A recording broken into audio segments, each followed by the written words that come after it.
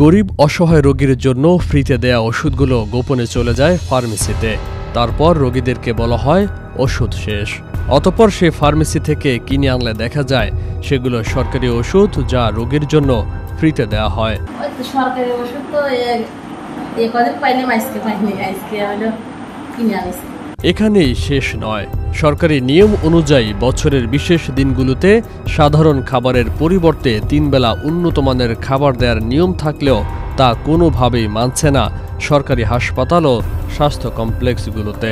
আমাদের যে খাবার দেয় সেই খাবার খাওয়া যায় না, আমাদের যারা নিম্ন খাবার দেয়। এমন অসংখ্য অনিয়মের অভিযোগে জর্জরিত সিরাজগঞ্জের উল্লাপাড়া উপজেলা স্বাস্থ্য কমপ্লেক্স। অভিযোগ রয়েছে ঈদ, পূজা, বিজয় দিবস সহ বছরের বিশেষ দিনগুলোতে রোগীদের খাবারের বরাদ্দ অনুসারে পরিমাণ অনুযায়ী রোগীদের দেয়া হয় না মানসম্মত খাবার। দুপুরে খিচুড়ি, ডিম, একটা লেবু আর এক পিস শসা।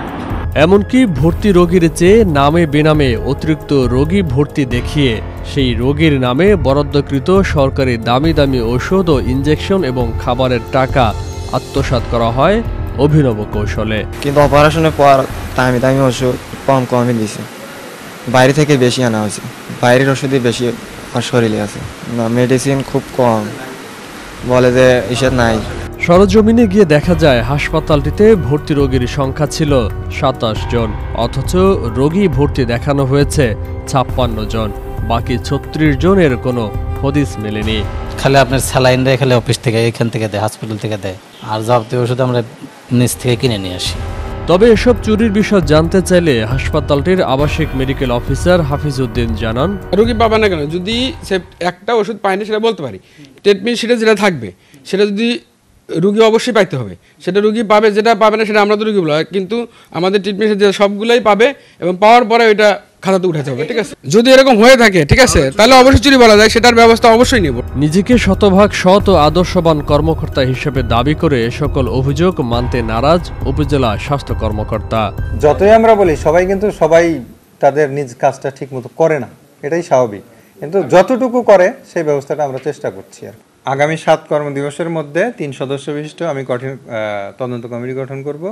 যে অভিযোগগুলো আমরা পাইছি সেগুলা খতিয়ে দেখব, তারপরে রিপোর্ট অনুসারে পরবর্তী ব্যবস্থা নেব। তবে এ সকল অভিযোগ সত্য হলে কঠোর আইনানুগ ব্যবস্থা নেওয়ার আশ্বাস জেলা সিভিল সার্জনের। জি, আপনাকে ধন্যবাদ। আপনি যে অভিযোগগুলি বললেন সেটা খতিয়ে দেখার জন্য অবশ্যই আমি একটা তদন্ত কমিটি গঠন করে অতি দ্রুত এর ব্যবস্থা আমি নেব। অচিরেই বন্ধ হবে সরকারি ওষুধ চুরির এমন নেক্কারজনক ঘটনা। অসহায় রোগীরা পাবে পূর্ণ সেবা, এমনটাই চাওয়া সচেতন মহলের।